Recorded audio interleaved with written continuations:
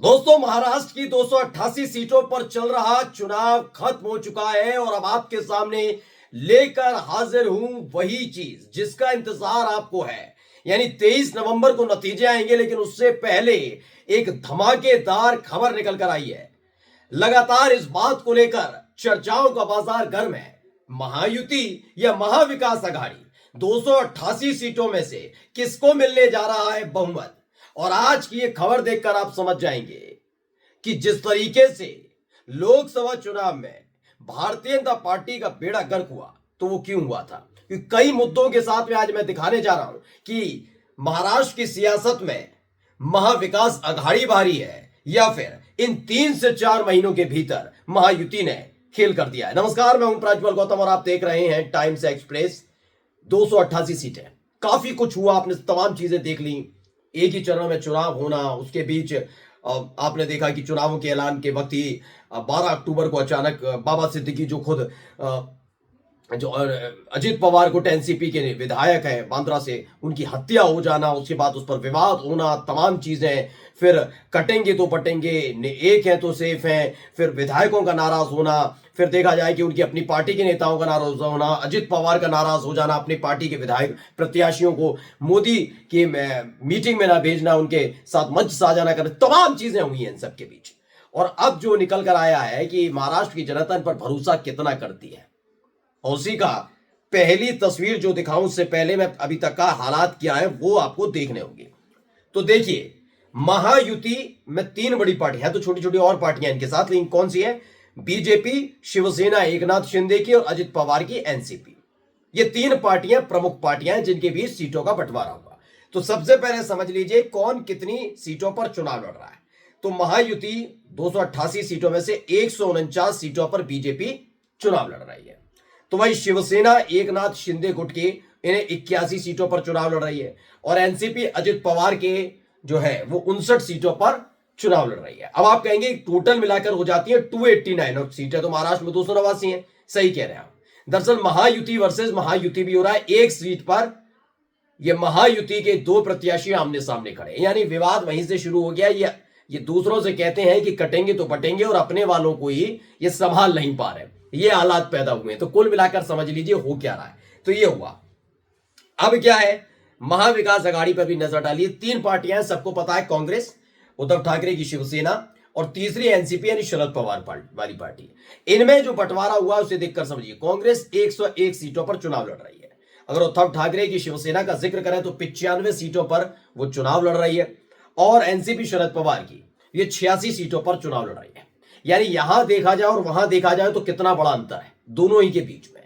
वहां 149 सीटों पर बीजेपी चुनाव लड़ती है और तकरीबन आधी सीटों पर शिवसेना एकनाथ शिंदे, और फिर तकरीबन देखिए बीजेपी के मुकाबले एनसीपी में यानी अजित पवार को कितनी इज्जत कितना सम्मान दिया, मात्र 59 सीटों पर चुनाव लड़ती है उनकी पार्टी। और यहां आप देखेंगे ज्यादा सीटों का फर्क नहीं है। कांग्रेस 101 सीट पर चुनाव लड़ रही है, तो 6 सीटों का फर्क है। उद्धव ठाकरे की शिवसेना को 95 सीटें दी गई, और इसमें भी अंतर आप देखेंगे इन दोनों के बीच का, तो 9 सीटों का अंतर है। यानी एनसीपी शरद पवार की जो पार्टी है वो 86 सीटों पर लड़ी। चलिए, इसके लिए नहीं, आप बात करते हैं, चुनाव हो गया, तमाम चीजें हो गई, कटेंगे बटेंगे, एक सेफ नेक सब हो गया।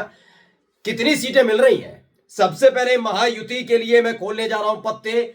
हमारे अनुमान के मुताबिक 53 से 58 सीटें मिलने जा रही हैं। बिल्कुल सही सुन रहे हैं, महायुति बहुमत से कोसों दूर नजर आ रही है। इस वक्त की बड़ी खबर बता रहा हूं, 53 से 58 सीटों के बीच सिमट कर रह जाएगी। ये क्यों कह रहा हूं, ये इस वीडियो के आखिर तक आपको बता दूंगा। ये आंकड़ा, ये आकलन, ये तमाम चीजें क्यों हैं, कहां कहां नुकसान बीजेपी को तगड़ा हुआ है। क्योंकि 100 से ज्यादा सीटें पिछले 2019 के विधानसभा चुनाव में महाराष्ट्र में बीजेपी ने जीती थी, लेकिन ऐसा क्या हुआ कि इस बार अकेले छोड़िए तीनों पार्टियां मिलकर भी 100 का आंकड़ा नहीं पार कर पा रहे। मात्र 53 से 58 सीटों पर सिमटकर क्यों रह जा रहे हैं, यह समझाऊंगा आपको इस वीडियो के आखिर में, क्या कुछ फैक्टर्स ने काम किया।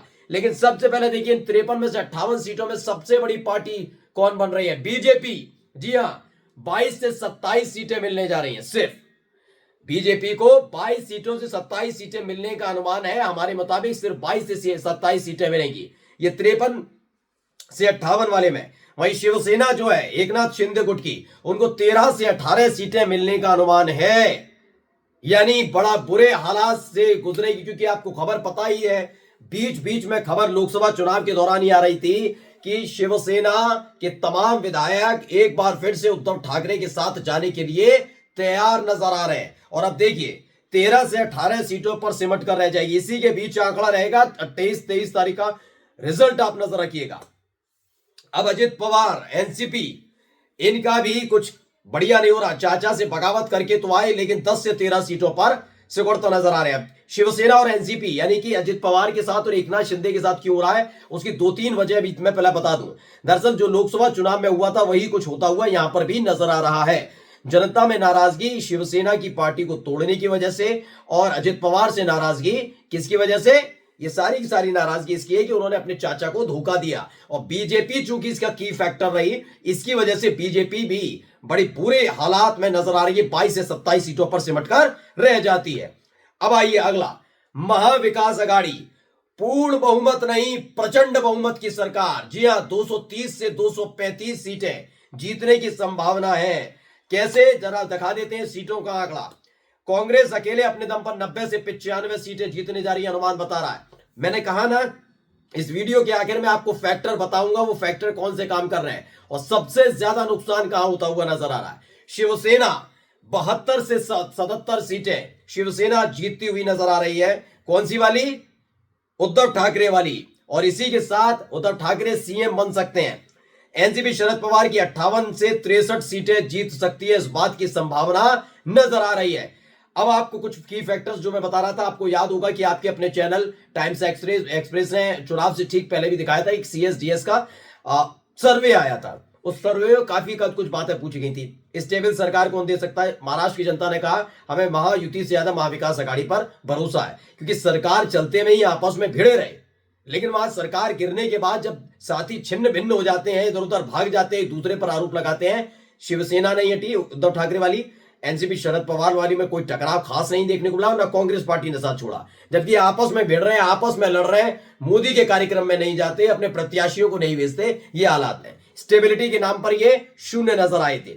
महाराष्ट्र की जनता नाराज थी इनसे कि ये नहीं स्टेबिलिटी नहीं दे पाएंगे, यानी स्थिर सरकार नहीं है।